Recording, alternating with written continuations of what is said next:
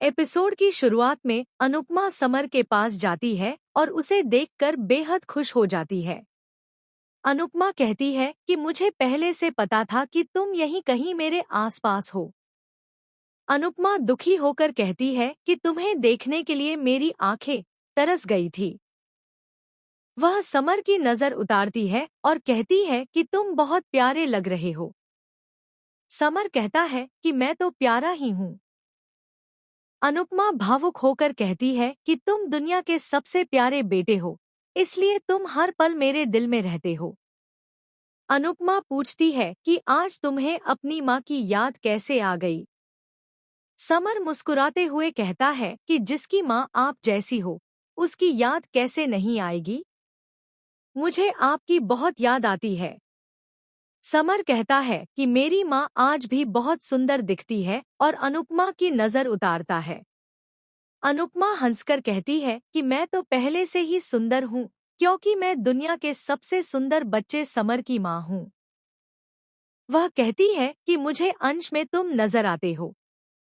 अंश की शादी हो गई है, तुम दादा बनने वाले हो और मैं परदादी बनने वाली हूँ। यह सुनकर समर बेहद खुश होता है और दोनों खुशी से हंसते हैं। अनुपमा कहती है कि अब मैं पहले जैसी डरी सहमी सी रहने वाली माँ नहीं हूँ। तुम मुझे रॉकस्टार कहते थे, तो अब मैं सच में रॉकस्टार बन गई हूँ। मैंने बहुत बड़ा डांस कंपटीशन जीत लिया है। यह सुनकर समर खुश होता है। अनुपमा आगे कहती है कि मैं फेमस हो गई हूँ। लोग मेरे साथ फोटो खिंचवाते हैं और ऑटोग्राफ लेते हैं। समर खुश होकर कहता है कि आप तो सच में रॉकस्टार बन गई हैं, क्योंकि आप मेरी मम्मी जो हैं। अनुपमा रोते हुए कहती है कि मैं सिर्फ समर की माँ हूँ।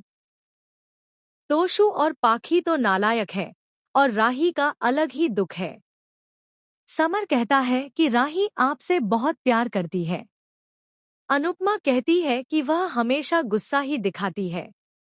समर कहता है कि वह बहुत जल्द आपके पास आ जाएगी। मैं भी आपके पास रहना चाहता था। समर दुखी होता है तो अनुपमा पूछती है कि क्या हुआ। समर कहता है कि मेरी आत्मा को अभी तक शांति नहीं मिली है, क्योंकि मुझे मारने वाला आज भी आजाद घूम रहा है। यह सुनकर अनुपमा चौंक जाती है। समर कहता है कि कान्हा जी आपको यहाँ ऐसे ही नहीं लेकर आए हैं। यह कहकर समर जाने लगता है। अनुपमा समर के पीछे जाती है और उससे कारण पूछती है। समर कहता है कि अगर आप यहाँ आई हैं, तो इसका जरूर कोई कारण है। अनुपमा